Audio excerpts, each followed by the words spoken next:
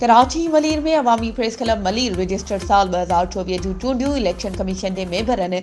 Advocate Mohammad मूसा कोलाची social development organisation के joint secretary Mohammad Aslam Memon हेम्स Malir के director Khalil वाढेलो की निगरानी में अवामी प्रेस क्लब मलीर में थी गुज़रियूं, जंहिंमें सख़्त मुक़ाबले खां पोइ सदर जे उहिदे ते स्वामी मेमण जनरल सेक्रेटरी जे उहिदे ते अब्दुल कादिर दर्स चूंडिजी विया, जॾहिं त नायब सदर ते Syed Inayat Ali Shah, office secretary Asghar Memon, joint secretary Ghulam Ali Burfat, executive committee में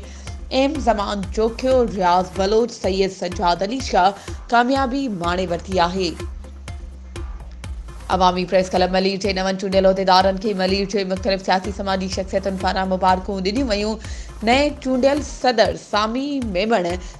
जनरल सेक्रेटरी कादिर दर्स चयो त अवामी प्रेस क्लब मलीर मज़लूम माण्हुनि जो इदारो आहे, जे हमेशह अवामी इशूज़ ते स्टोरियूं करण सां गॾु मलीर जे तारीख़ी मागनि, मक़ामनि, ज़मीनुनि, तारीख़ी विरसनि तोड़े इल्मी अदबी शख़्सियतुनि जी मालिकी कई, जेको अमल ईंदड़ साल 2024 में पिणु जारी रखियो वेंदो। हुन चयो त असांजी कोशिश आहे त कलम जी ताक़त सां मलीर जे बुनियादी मसइलनि खे इक़्तिदार जे आला ऐवाननि ताईं पहुचाए हल कराइण जी कोशिश कयूं। वधीक ख़बरूं ऐं अपडेट्स जे लाइ असांजे चैनल खे सब्सक्राइब कयो ऐं हा, बेल आइकन खे प्रेस करणु न विसारिजो त जीअं असांजी हर नई अचण वारी वीडियो तव्हां ताईं पहुची सघे।